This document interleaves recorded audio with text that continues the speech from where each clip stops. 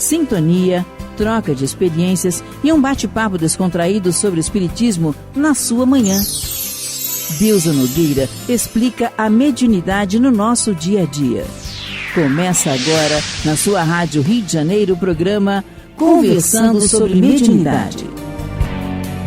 Queridos amigos ouvintes da Rádio Rio de Janeiro, meu nome é Deusa Nogueira, conversando sobre a mediunidade. E vamos agora voltar ao estudo da obra Seara dos Médiuns, de Emmanuel, através do querido médium Francisco Cândido Xavier, em que ele vai fazendo comentários acerca de questões trazidas em O Livro dos Médiuns da codificação kardeciana. E hoje ele vai comentar da parte segunda de O Livro dos Médiuns, capítulo 20, intitulado Influência Moral do Médium, em que ele vai trazendo questões diversas. Ele vai comentar a questão 226, no primeiro parágrafo. Kardec pergunta assim: o desenvolvimento da mediunidade é proporcional ao desenvolvimento moral do médium? E os espíritos nos respondem: não. A faculdade propriamente dita deve-se ao organismo. Ela é independente do moral. O mesmo não acontece com seu uso, que pode ser bom ou mau, de acordo com as qualidades do médium.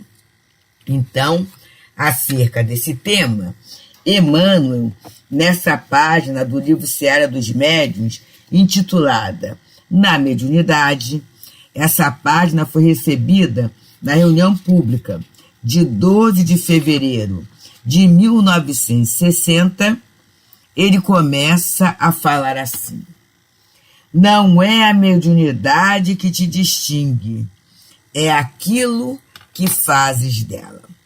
Aqui já dá pra gente pensar, porque muitas vezes eu quero ser médium, e algumas de nossas casas, que são casas assim maiores, como o Leon Denis, tem o crachá de médium, porque é muita gente, né? Imagina se no momento da transfusão dos passes, aí pergunta assim, ó, quem quiser levanta para dar passe. Nós teremos uma confusão muito grande. Então, para a organização, existe um crachá de médium. E quem é esse médium? É aquele que vem estudando ao longo do tempo, né? É aquele que fez a codificação, vai estudando sobre mediunidade e que, na verdade, deveria até continuar a estudar. Mas, muitas vezes, a pessoa faz a codificação como se cumprisse um protocolo, né? Ela estuda a codificação, depois ela faz o curso de orientação mediúnica e passes, porque lá na casa de Leon Denis, o primeiro trabalho, o primeiro movimento do médium é no passe, é através do passe, para depois ele ir para o trabalho privativo. Mas muitas vezes, logo que ele adquire esse crachá, ele passa a não estudar mais tanto. Ele passa a achar que está tudo muito tranquilo. Sem contar, muitas vezes, aquele irmão, aquela irmã que chega a casa. Está chegando pela primeira vez. Aí ele fala assim, o que eu posso fazer para ser médium? O que eu posso fazer para ser médium desta casa? Isso é uma coisa assim muito séria, não é? Porque a pessoa fala, mas é uma casa séria, mas não é só isso. Muitas vezes a pessoa quer ser médium numa casa porque a casa tem tamanho. É uma casa grande, tem público, para conseguir um desgaste. Um desgaste. É desgaste mesmo, né? Mas um destaque. Muitas vezes essa pessoa que está querendo ser médium nessa casa grande, se você convidasse, vem cá, tem um centro aqui que está precisando, uma casa pequena, que está começando, que está com dificuldade, precisando de ajuda. Você pode ser médium nessa casa? Aí você, não posso não, quero ser só aqui. Então, é aquela visão, né, do orgulho. E aí, por isso que Kardec fala que a mediunidade não tem a ver com moral. Porque o orgulho, ele é um vício que a gente traz, né? É um vício. A vaidade é um vício que a gente traz. E ele começa a falar, não é a mediunidade que te distingue, é aquilo que fazes dela. A ação do instrumento varia conforme a atitude do servidor. A produção revela o operário. A pena mostra a alma de quem escreve. O patrimônio caminha no rumo que o mordomo dirige. E aí todos nós, meus amigos, eu tenho certeza que temos na nossa vivência aqueles companheiros da mediunidade ignorada, que de forma muito simples, de forma muito discreta mesmo, eles serviram ao longo de um tempo. Às vezes até fora da seara espírita, né? Quantos de nós tivemos a rezadeira, a benzedeira, que a gente estava lá pequenininho, lá sentindo algumas questões que tinham a ver, muitas vezes, com influenciação espiritual, e chegava lá e aquela tia, aquela irmã, aquela vizinha, né? Fazia rezinha, rezava, tudo isso, e a gente saía bem sem cobrar nada. A partir dali voltava a pessoa para a sua faina doméstica, para a sua atividade comum. Quantos, né? E ao longo da vida, todos nós tivemos assim, não dá para avaliar quais foram os passes que nos sustentaram, quais foram as águas que foram fluidificadas e que naquele momento serviram de alicerce para que nós não caíssemos numa situação de doença, numa situação grave, não é? Então, médiuns que passaram, que não tiveram nome na mídia, que não tiveram em grandes centros, alguns até muitas vezes exercendo a mediunidade em seus próprios lares, mas que foram úteis, né? Então, é essa atitude do servidor, é essa produção do servidor, é isso que vai constituir o patrimônio moral, o patrimônio espiritual do médium. E Emmanuel continua nos esclarecendo assim: o lavrador tem a enxada, entretanto, se preguiçoso, cede asilo à ferrugem. Se delinquente, empresta-lhe o corte à sugestão do crime. Se prestativo e diligente, ergue ditoso o berço de flor e pão. E aí ele está falando aqui do lavrador e a enxada. O que é o lavrador? Seria o médium. Qual é a enxada? A mediunidade. Mas, se a criatura é médium, mas mesmo assim ela se mantém preguiçosa, não vai adiantar dizer, eu tenho uma mediunidade bonita. Bonita por quê? Produziu o quê? Delinquente, né? E aí a gente tem os diferentes crimes, das diferentes revelações, do mau uso da mediunidade causando prejuízo, causando temor, causando inquietação, destruindo muitas vezes famílias, né? Quanta coisa acontece. Agora, se aquela criatura é prestativa, é diligente, né? Ela automaticamente vai produzir a sua volta. Fala aqui flor e pão, né? Aí ele vem falando do legislador. O legislador guarda o poder, contudo, através dele, se ele foi responsável, estimula a desordem. Se desonesto, incentiva a pilhagem. Se consciente e abnegado, é fundamento vivo à cultura e ao progresso. E aí o legislador é aquele que faz as leis. E ele tem um poder conquistado. E aqui é novamente ele colocando a mediunidade. E eu não sei por quê, eu pensei nesse momento daquele médium espírita, porque o médium espírita ele acaba sendo culto, porque ele estuda, ele aprende muito, ele tem muito contato com o conhecimento. Mas se esse conhecimento, né, se essa experiência mediúnica não for bem organizada, daqui a pouco teremos a desordem. Se a criatura for desonesta, ela aproveitar do poder em proveito próprio, né? Ela tiver interesse pessoal mesmo, né? Ela se colocar como centro do mundo, ela se colocar como dono de tarefas e de pessoas, a pilhagem vai ocorrer por quê? Porque através do seu próprio magnetismo, ela vai incentivar essa complicação. E continua ele falando, se consciente e abnegado, é fundamento vivo à cultura e ao progresso. Queridos, quantos abençoados médiuns, e eu falo muito emocionada, meus irmãos, do nosso movimento espírita.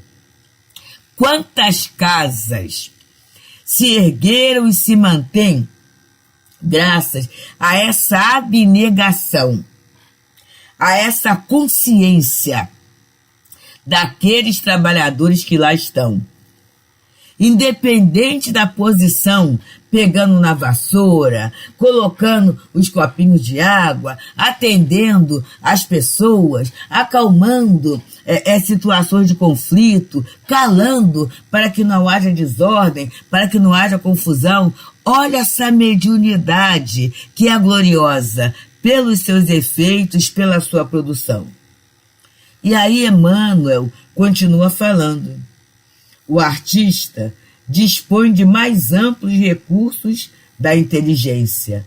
Todavia, com eles, se desequilibrado, favorece a loucura. Quantas vezes, não é, meus irmãos, que a gente vê a arte no desequilíbrio do próprio artista, do uso, né? Favorecendo, estimulando a loucura, a desordem, a dificuldade, às vezes até de convivência, de aceitação do seu tempo, de aceitação da sua vida, de aceitação do próprio mundo que está e muitas vezes até da aceitação de Deus.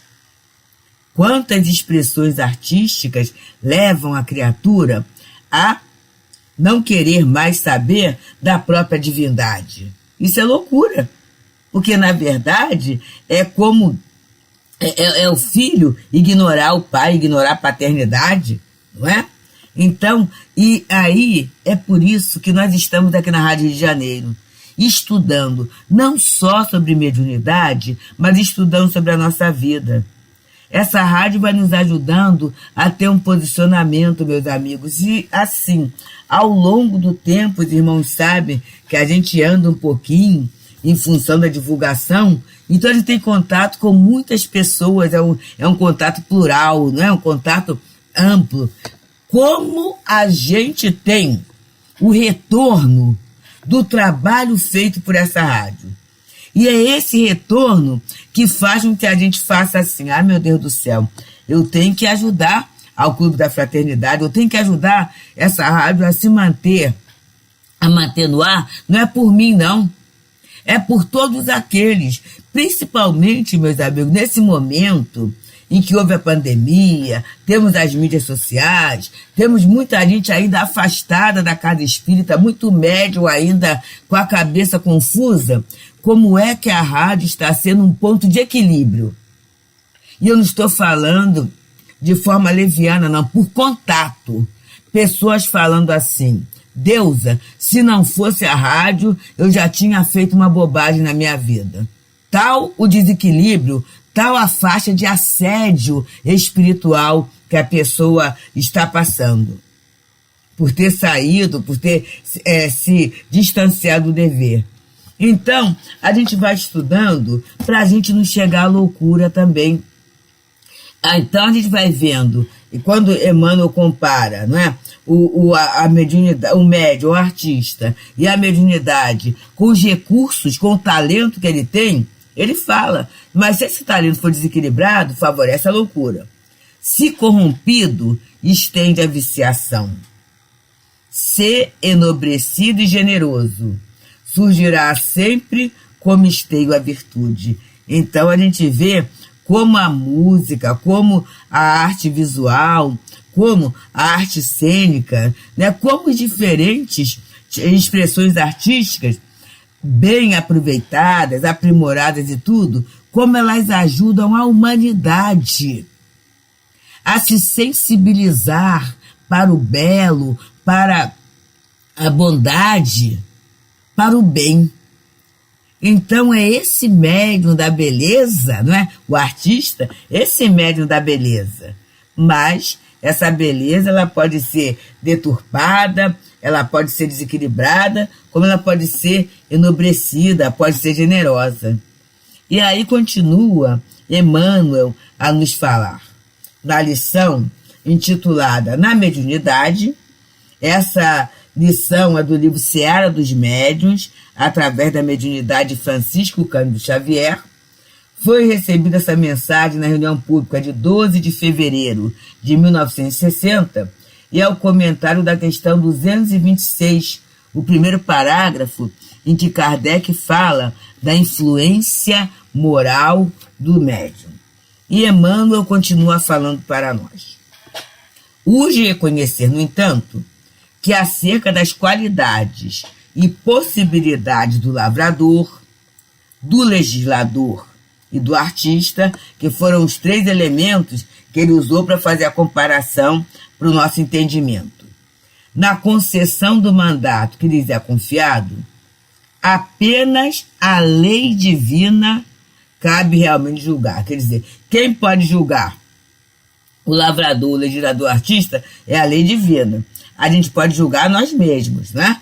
E ele coloca: todos nós, porém, de imediato, conseguimos classificar-lhes a influência pelos males ou bens que espalhem. Por que a gente consegue classificar? Porque a gente sofre os efeitos.